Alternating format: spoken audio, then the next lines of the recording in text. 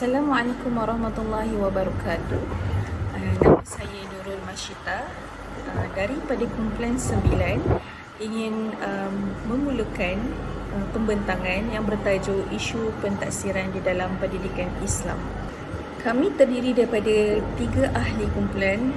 Yang pertama adalah diri saya sendiri, Nurul Masyita binti Nur Haridan. Yang kedua adalah Nur Amal Fatina binti Man Akhir. Dan yang ketiga adalah Ahmad Ayub bin Ahmad. Baiklah, sebelum saya memulakan meneruskan berkenaan isu-isu pentaksiran di dalam pendidikan Islam, saya ingin menjelaskan definisi pentaksiran terlebih dahulu. Pentaksiran merupakan satu proses untuk mendapatkan maklumat dan seterusnya membuat penghakiman serta pertimbangan tentang produk sesuatu proses pendidikan. Dari konteks pendidikan, pentaksiran merupakan satu episod dalam proses pembelajaran yang merangkumi aktiviti menghurai, mengumpul, merekod, memberi skor dan menginterpretasi maklumat tentang pembelajaran seseorang pelajar bagi sesuatu tujuan.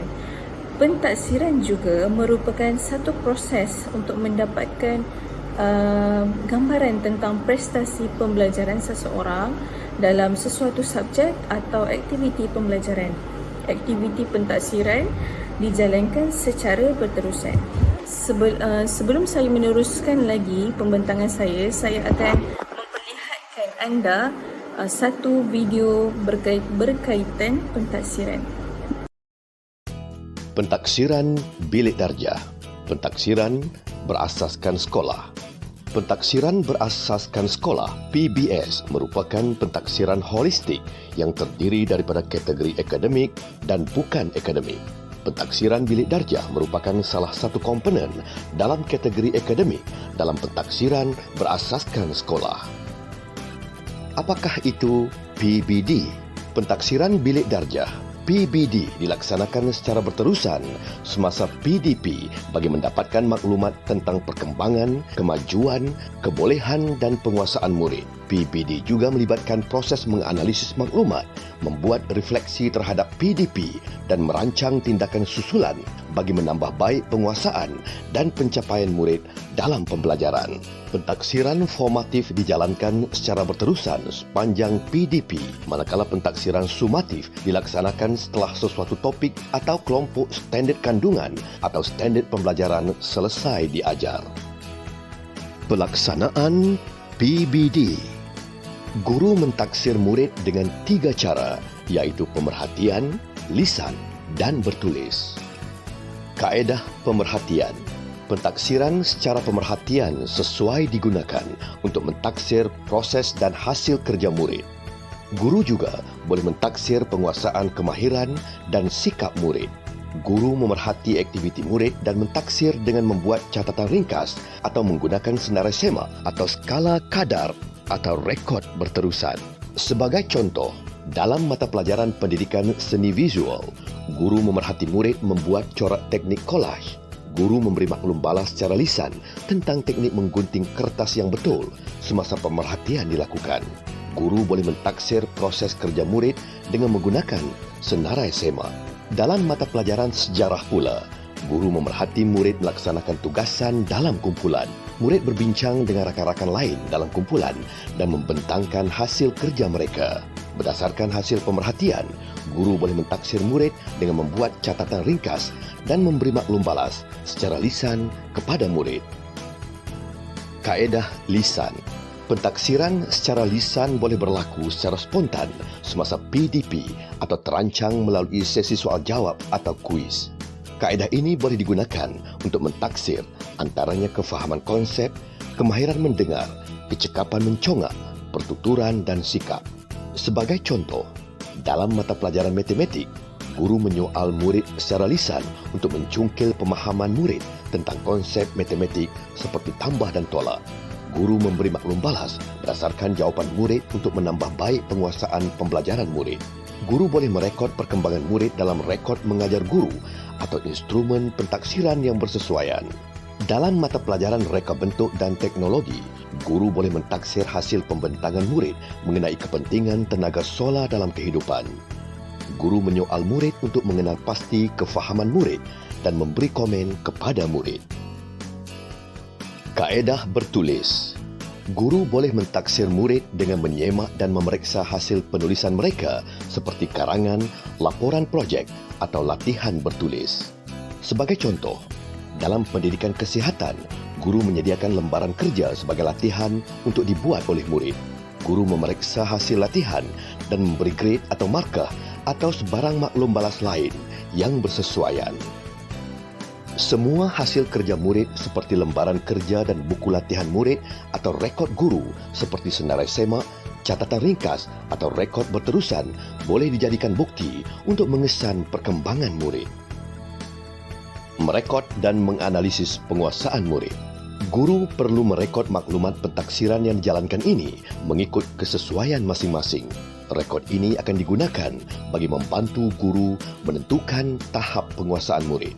Guru akan menggunakan maklumat penguasaan pembelajaran murid bagi menambah baik kaedah penyampaian atau bahan PDP mengikut tahap keupayaan murid. Guru akan menentukan tahap penguasaan murid setelah satu kelompok bidang, tema dan kemahiran dengan merujuk kepada standard prestasi dalam DSKP serta melengkapkan template laporan PBD yang boleh dimuat turun daripada portal BPK. Guru akan menentukan tahap penguasaan keseluruhan pada akhir tahun berdasarkan pengetahuan, pengalaman, tanggungjawab profesional dan input murid. Melapor tahap penguasaan murid. Guru melapor kemajuan dan pencapaian pembelajaran murid kepada ibu bapa atau penjaga sekurang-kurangnya 2 kali setahun, pertengahan dan akhir tahun. Ibu bapa atau penjaga boleh memantau perkembangan pembelajaran anak ataupun anak jagaan mereka dan memberi sokongan yang bersesuaian. Penjaminan kualiti. Penjaminan kualiti PBD perlu dilaksanakan di peringkat sekolah bagi memastikan maklumat pentaksiran tepat dan adil serta menunjukkan perkembangan pembelajaran murid. Guru besar atau pengetua bertanggungjawab memastikan penjaminan kualiti dalam pelaksanaan PBD dilakukan melalui pementoran, penyelarasan, pemantauan, pengesanan. Pentaksiran merupakan sebahagian daripada PDP. PBD ini menyumbang kepada pembentukan modal insan yang holistik dan seimbang seperti dihasratkan oleh falsafah pendidikan kebangsaan. Pembudayaan PBD dalam kalangan guru berupaya menghasilkan anjakan kepada pendidikan yang tidak berorientasikan peperiksaan.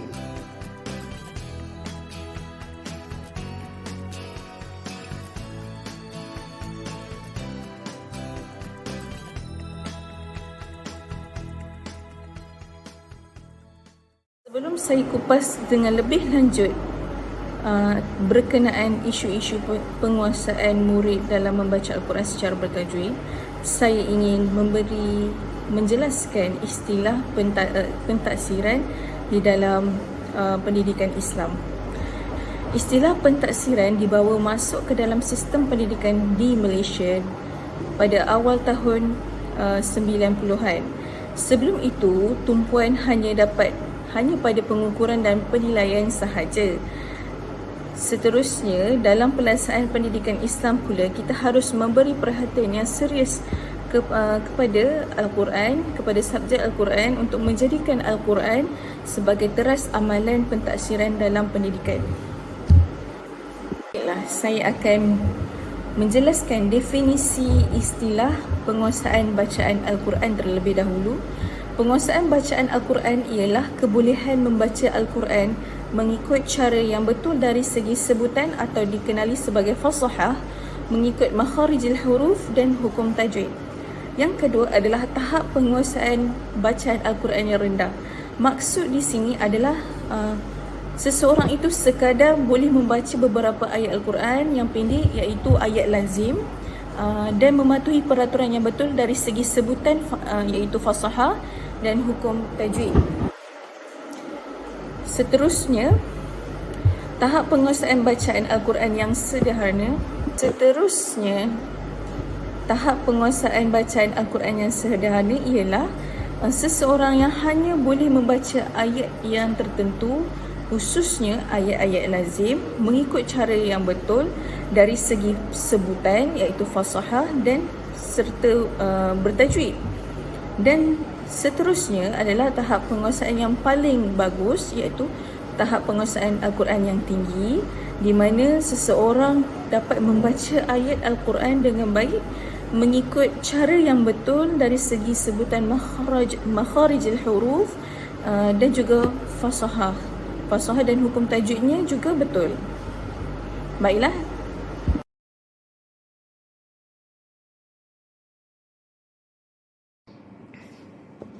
Baiklah, kita telah meneliti beberapa isu dan perbincangan di awal tadi. Maka pada kali ini saya akan meneruskan lagi perbincangan mengenai tajuk kita pada hari ini, iaitu isu penguasaan murid dalam membaca Al-Quran secara bertajwid.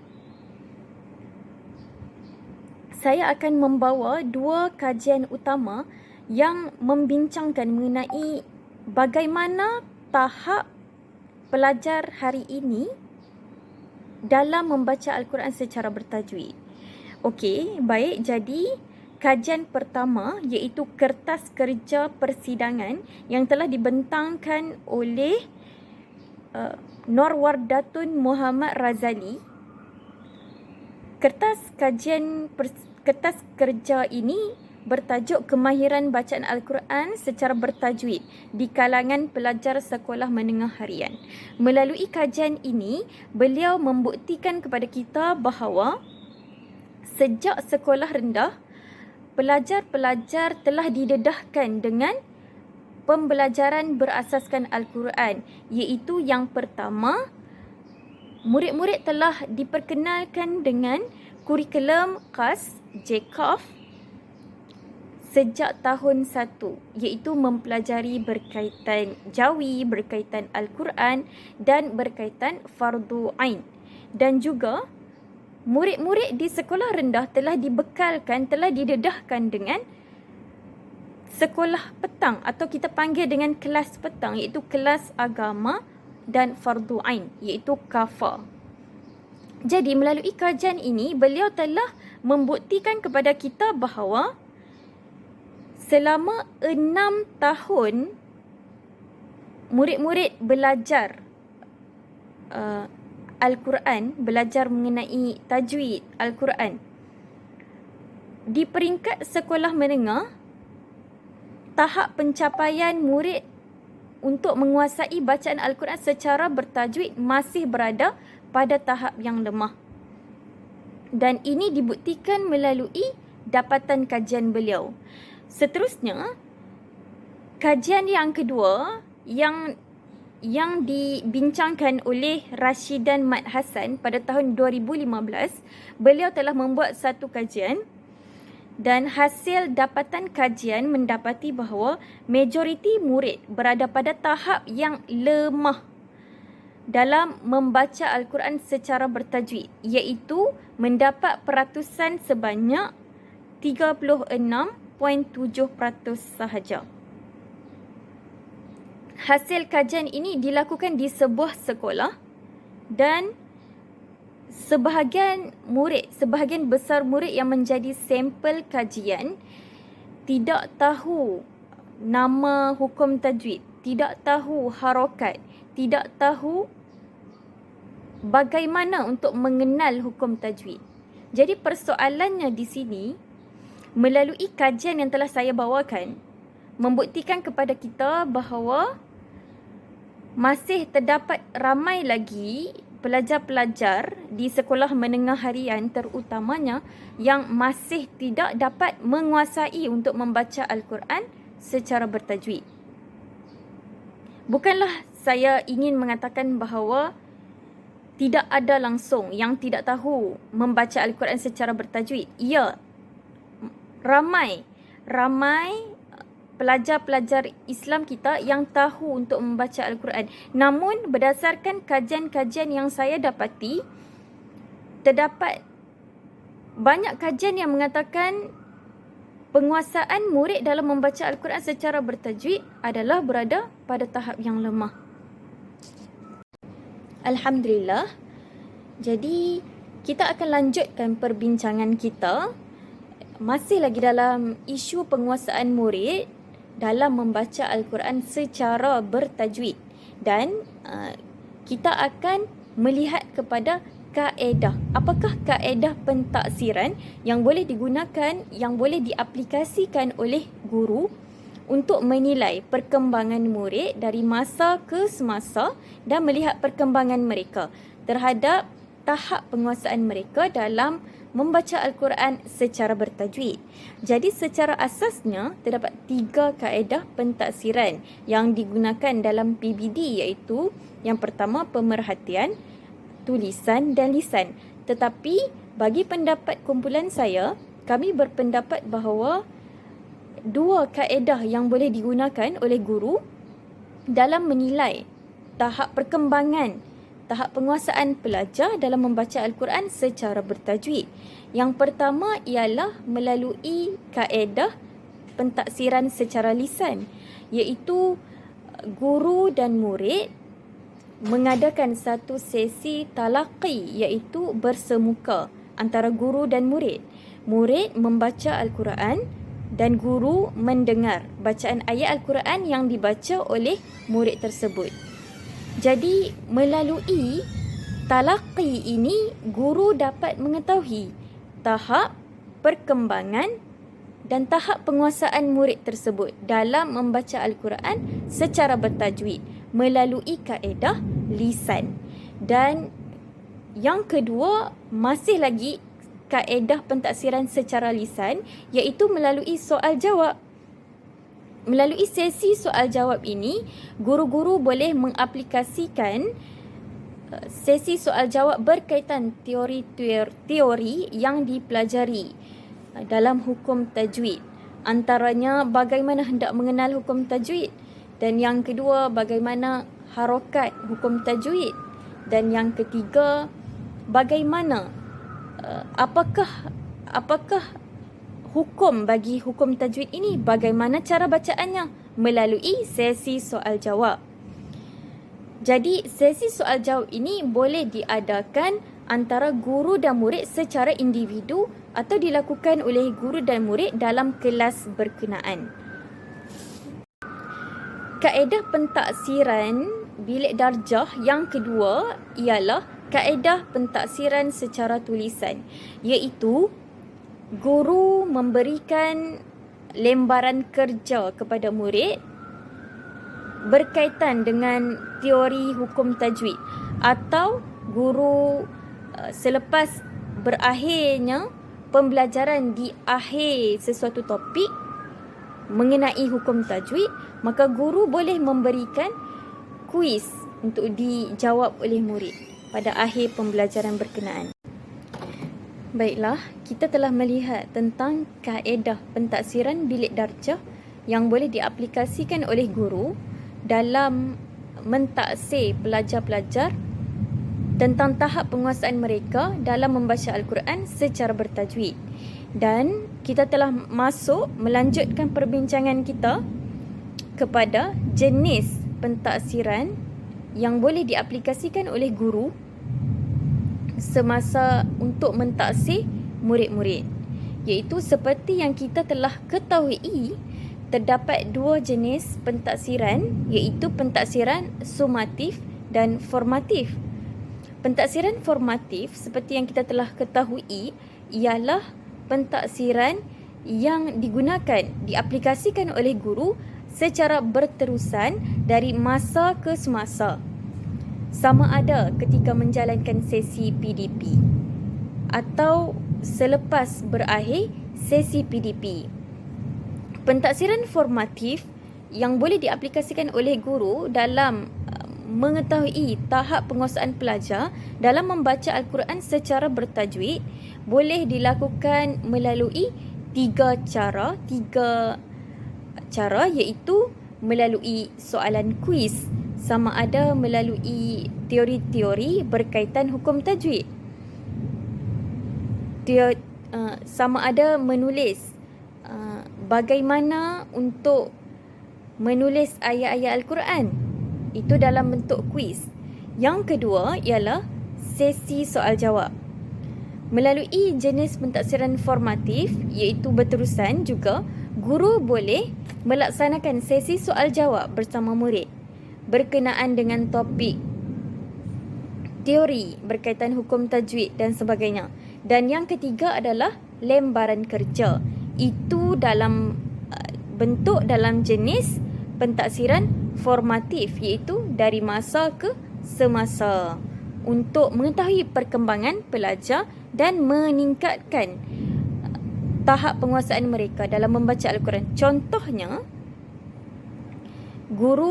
apabila guru meminta murid untuk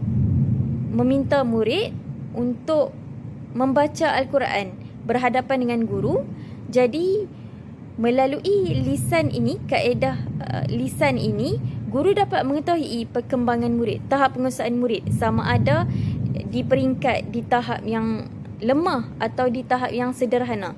Jika murid berada di tahap yang lemah, guru dapat memberikan intervensi yang sesuai kepada murid. Dan jika murid berada di tahap yang sederhana, guru perlu memberikan soalan-soalan berbentuk pengukuhan untuk meningkatkan lagi tahap perkembangan murid.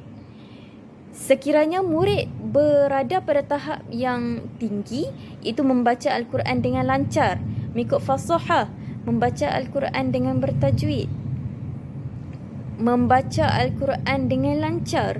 Jadi guru boleh memberikan soalan pengayaan, latihan pengayaan kepada murid berkenaan. Jadi melalui kaedah jenis pentaksiran formatif ini, secara tidak langsung guru dapat mengetahui tahap penguasaan murid berada di tahap yang mana, dan guru dapat memberikan intervensi atau latihan yang sesuai kepada murid tersebut. Jenis pentaksiran yang kedua ialah sumatif, iaitu sumatif ialah seperti yang kita ketahui, sumatif ialah pentaksiran di akhir sesuatu tempoh, iaitu seperti ujian akhir sesi akademik seperti UASA. Contohnya, dalam mata pelajaran pendidikan agama Islam, di dalam mata pelajaran ini terdapat soalan-soalan yang berbentuk dengan hukum tajwid, berbentuk dengan Al-Quran. Jadi melalui soalan-soalan ini di dalam UASA, guru dapat mengetahui di akhir tempoh sama ada murid ini menguasai atau tidak menguasai. Dan yang kedua, contoh yang kedua bagi jenis pentaksiran sumatif ialah sijil pelajaran Malaysia.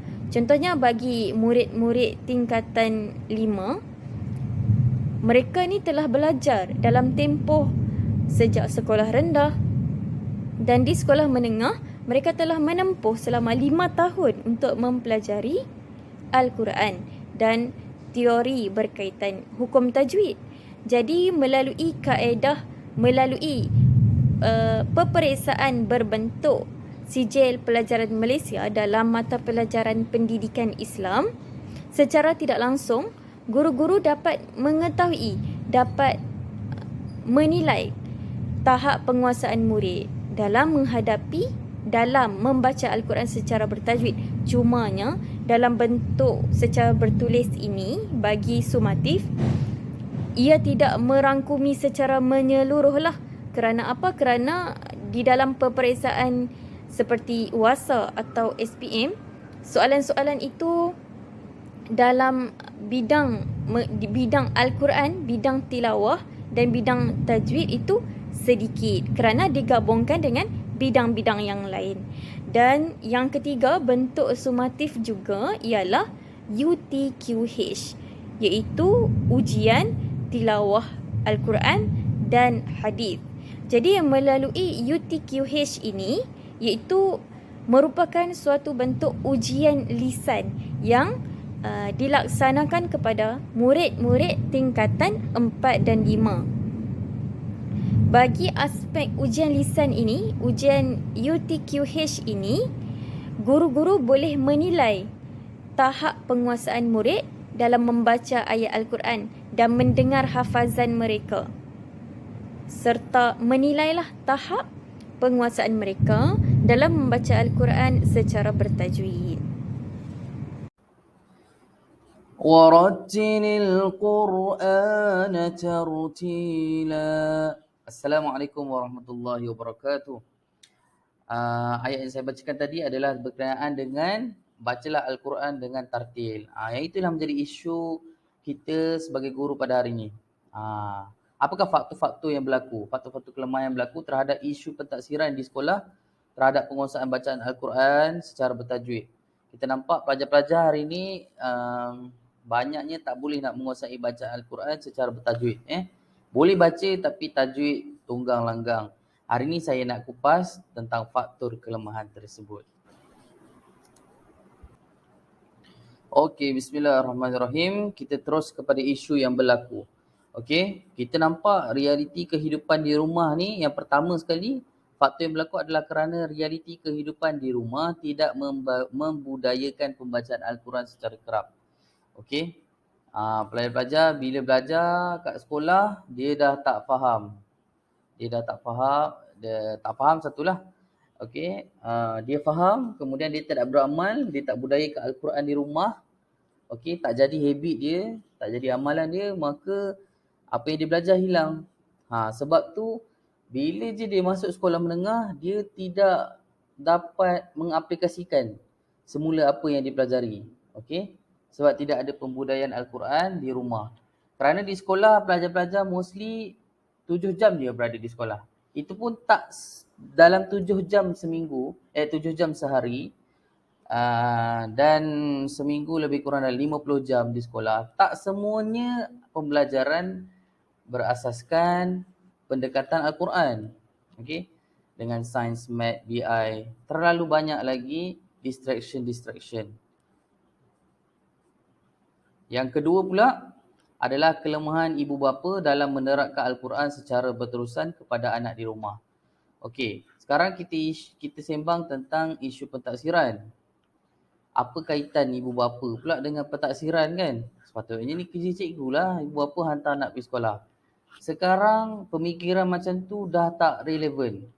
Sekarang, okey, guru berperanan di sekolah, ibu bapa berperanan sebagai pentaksir di rumah. Okey, sebab sekarang ni kita bukan lagi bergantung kepada guru sepenuhnya. Okey. Dan ada istilah dalam pembelajaran anak-anak ni, dalam learning ni, iaitu rakan pembelajaran. Ibu bapa dan juga masyarakat setempat juga boleh menjadi rakan pembelajaran kepada pelajar-pelajar di rumah, dan ini juga kita boleh panggil sebagai pentaksiran berterusan. Okey. Jadi masa di sekolah tu dah lah pendek, tetapi bila di rumah dia counter balik. Ibu bapa menjadi pemudasyara, pembimbing di rumah. Belajar apa hari ni adik? Okey, baca Al-Quran. Tengok, mak nak tengok. Betul tak baca? Guru-guru, ibu bapa jadi rakan pembelajaran di rumah. Tapi masalahnya benda tu tak berlaku. Itu isu dia. Yang ketiga kita fokus kepada guru lah. Guru kurang kompetensi dalam pengajaran berkesan di sekolah. Okey.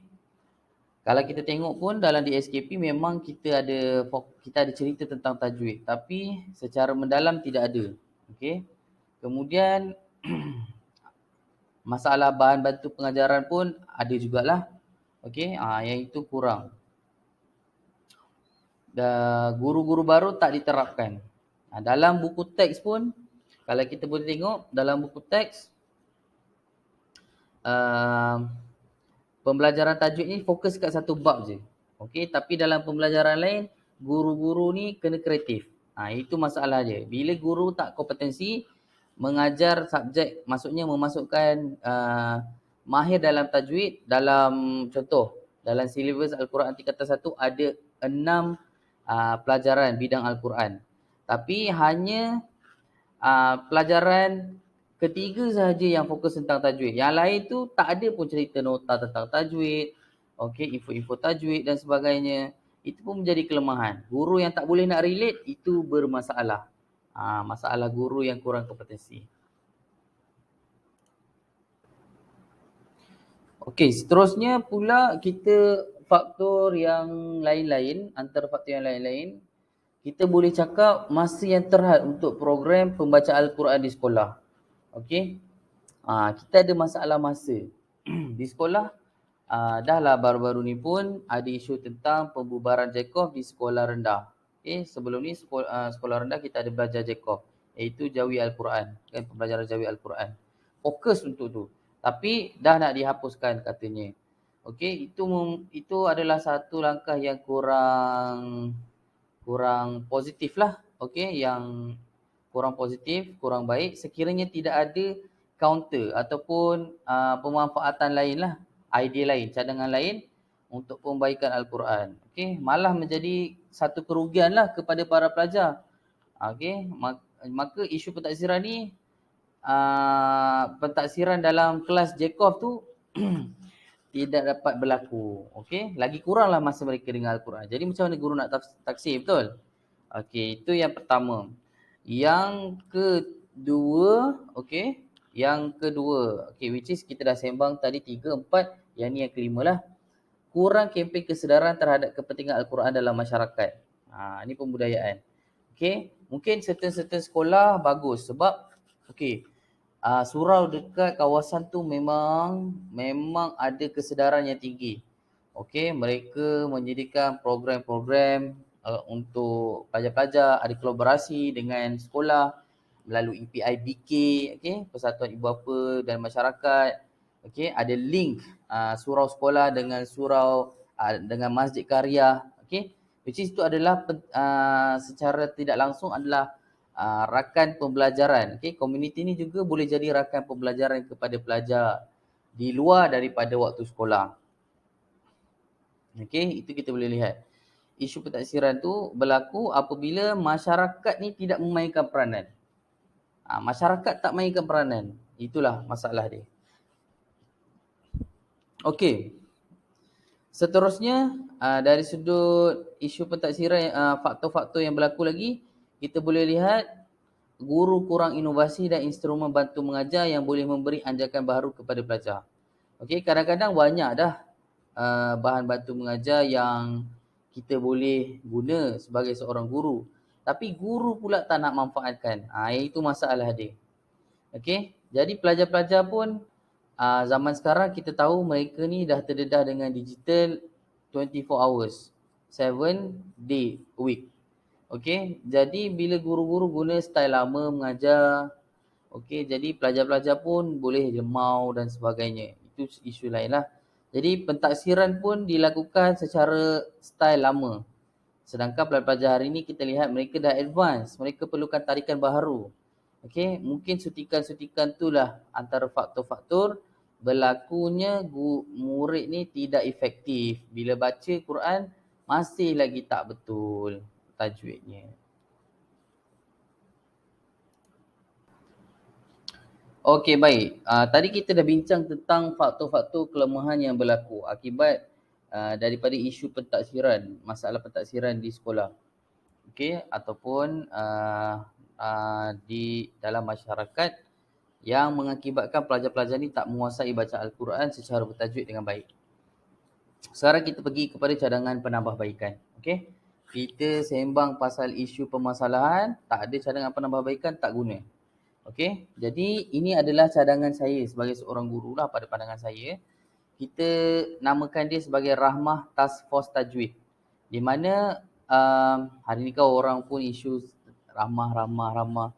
Jadi saya suka gunakan perkataan rahmah ni sebagai dia rahmat lah. Okey, cadangan ni semoga jadi rahmat kepada orang-orang yang mendengar di sini. Okey, macam mana nak mempertingkatkan tajwid? Kita sebagai guru, kita kena jadi task force lah. Maksudnya ni tugas khas kita dalam mengajar pelajar-pelajar tentang tajwid dengan lebih baik. Okey, dari sudut pembacaan Al-Quran.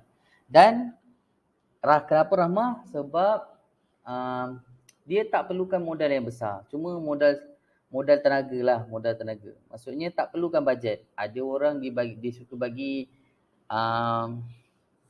alasan tak ada bajet. Okey. Ni kerajaan kena tambah bajet. Tak semestinya. Guru kena kreatif. Okey, baik. Saya utarakan 3 cadangan utama. Di mana 3 cadangan utama ni sebenarnya jadi ukuran kepada 6 permasalahan yang saya bincangkan tadi. Pertama sekali, pemantapan Jacob di sekolah rendah. Perkara ni bukan perkara baru. Okey. Tetapi dengan cerita kementerian nak mansuhkan atas sebab-sebab yang tertentulah, kita tak pasti. Tapi pada saya, kalau tidak ada sebab-sebab yang perlu dan munasabah, kita perlu kekalkan Jacob di sekolah. Bukan memansuhkannya. Ataupun kita mungkin boleh beri, kalau kita mansuh Jacob, kita beri satu program baharu lah. Okay, yang lebih baik, okay, daripada Jacob. Kerana apa? Masa di sekolah kurang. Kita perlukan masa yang lebih untuk intensif. Kita nak bagi pentaksiran, kita nak menilai pelajar melalui pemerhatian, lisan dan bertulis. Of course kena ada kelas yang khusus untuk pembelajaran Al-Quran, untuk asah dia punya kemahiran tajwid. Okey, kalau kita nak masukkan itu reverse lah, reverse kepada idea kita. Okey, bukan solusi. Okey, itu perkara pertama. Yang kedua, kita berikan galakan intensif kepada pelajar-pelajar yang tak mengambil teras Al-Quran di sekolah. Ini isu ni berlaku di sekolah menengah. Okay, which is saya sekolah menengah. Saya nampak pelajar-pelajar saya melalui pemerhatian, pentaksiran juga. Pelajar-pelajar yang tak menguasai baca Al-Quran secara dengan baik, malah tak pandai baca Quran.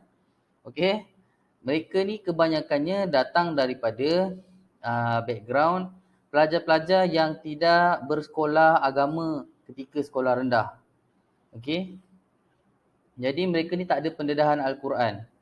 Okey, ditambah pula dekat rumah memang tak baca Quran, ini kan kat sekolah pun tak baca Quran. Jadi tunggang langgang lah tajwid dia. Okey. So guru-guru di sekolah menengah perlu beri galakan intensif. Okey, mungkin kita bagi pembelajaran terbeza kepada pelajar-pelajar ni, kita asingkan dalam kelas, kita buat kumpulan. Waktu pembelajaran Al-Quran, kita beri satu bahan batu mengajar yang mudah kepada mereka. Banyak dekat dalam internet pun banyak. Okay. Perkongsian-perkongsian, contoh-contoh kreatif yang kita boleh gunakan secara percuma sahaja. Tak perlu bajet yang besar. Kepada mereka ni mungkin perlukan sedikit bahan lah, seperti kertas dan sebagainya. Okey, dan bimbingan kita yang pentingnya kepada pelajar-pelajar yang lemah Al-Quran ni. Ataupun kita mungkin boleh guna cara tradisional, iaitu kita panggil mereka untuk program pemulihan Al-Quran, klinik Al-Quran secara khusus. Kita minta izin ibu bapa. Okey, dalam waktu tertentu di sekolah, waktu rehat ke, kita ambil dalam 10 ke 20 minit. Okey, kalau waktu rehat ada waktu yang panjang lah. Okey, ini cadangan sahaja. Okey, kita boleh pelbagaikan lagi. Okey, dari segi masa dan sebagainya. Of course, kita perlukan lagi kerjasama daripada ibu bapa dan penjaga. Kalau ibu bapa pun tak nak bagi masa, kata banyak alasan, macam mana anak nak ditaksir ataupun nak dinilai, nak dibimbing oleh guru-guru secara lebih efektif, orang kata deep learning. Okey, itu yang kedua. Yang ketiga, pemanfaatan rakan pembelajaran secara maksimum. Ini ada kaitan dengan isu-isu kemasyarakatan yang saya sebutkan tadi. Okey. Pentaksiran berterusan. Okey, di sekolah. Okey, guru-guru mentaksir pelajar. Okey, tetapi pada masa yang sama, ibu bapa dan juga masyarakat, komuniti sekeliling boleh juga jadi rakan pembelajaran pelajar dalam model kapasiti pembelajaran bermakna. Okey. Ingat lagi tak? Okey, dalam model kapasiti pembelajaran bermakna ni kita ada rakan pembelajaran, iaitu segitiga kan. Ibu bapa, guru dan komuniti. Boleh bergabung, okey. Bergabung. Sinergi, ada sinergi yang kuat untuk menghasilkan murid-murid yang celik Al-Quran. Okey. Masyarakat boleh anjurkan program kesedaran, okey, masjid dan surau. Kita PIBG dan PIBK ni kena kuat. Okey, supaya tu yang saya cakap tadi, pentaksiran berterusan secara maksimum. InsyaAllah kita akan nampak kelebihan di kat situ. Okey, kalau perkara ni tak berlaku, Okay, sebab kalau kita nak harapkan guru seorang saja di sekolah, masa pun tak panjang. Macam saya cakap tadi, 7 jam dalam sehari kita belajar tu, Al-Quran pun kadang-kadang kita tak belajar. Okay, ada banyak tajuk yang kita nak cover. Jadi memang tak cukup masa. Jadi itulah solusi daripada saya, 3 perkara ni. Harap membantu. Okey, secara kesimpulannya, guru bertanggungjawab terhadap perkembangan pembelajaran Al-Quran para pelajar. Dan seorang guru juga harus bijak dan kreatif bagaimana ingin menggunakan persekitaran dan situasi yang ada untuk menjadikan murid ni celik tajwid dalam pembelajaran Al-Quran dan disokong juga oleh ibu bapa dan masyarakat dalam konteks pentaksiran berterusan. Okey. Saya harap apa yang saya bagi ni dapat memberi satu titik tolak yang baik kepada masyarakat, ibu bapa dan guru di luar sana menjadi memperbaiki kualiti pengajaran dalam menguasai pembelajaran Al-Quran secara bertajwid terhadap pelajar. Assalamualaikum warahmatullahi wabarakatuh. Sekian, terima kasih.